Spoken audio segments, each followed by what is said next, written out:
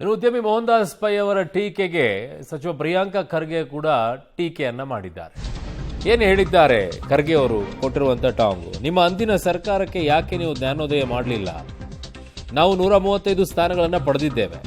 ಈಗ ನಿಮ್ಮ ಸಂಕಟಗಳು ನೋವಿನಿಂದ ಕೂಡಿದೆ. ನಿಮ್ಮ ವಿಶ್ವಗುರು ಮೋದಿ ಕರ್ನಾಟಕವನ್ನು ತಿರಸ್ಕಾರದಿಂದ ನಡೆಸಿಕೊಳ್ತಾ ಇದ್ದಾರೆ. ನೀವೇಕೆ ಸುಮ್ಮನಿರುವಿರಿ ಅಂತ ಪ್ರಿಯಾಂಕ ಖರ್ಗೆ ಟಾಂಗ್ ಕೊಟ್ಟಿದ್ದಾರೆ.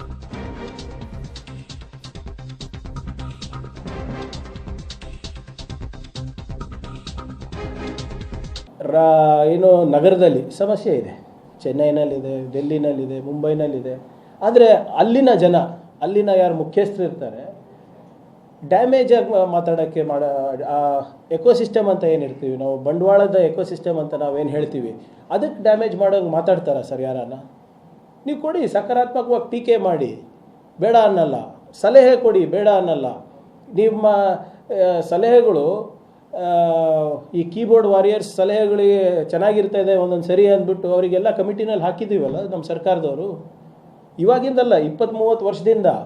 ಆಮೇಲೆ ಇವರೆಲ್ಲರೂ ಹೆಂಗೆ ಮಾತಾಡ್ತಾರೆ ಅಂದರೆ ಎಲ್ಲ ಅವರೇ ಮಾಡಿದ್ದಾರೆ. ಹೌದು, ಅವರ ವಿವೇಕತನದಿಂದ, ಅವ್ರ ಪ್ರಬುದ್ಧತೆಯಿಂದ, ಅವರ ಒಂದು ಕಾರ್ಯವೈಖರ್ಯದಿಂದ ಬೆಂಗಳೂರಿಗೆ ಒಳ್ಳೆಯ ಹೆಸರು ಬಂದಿದೆ ಈ IT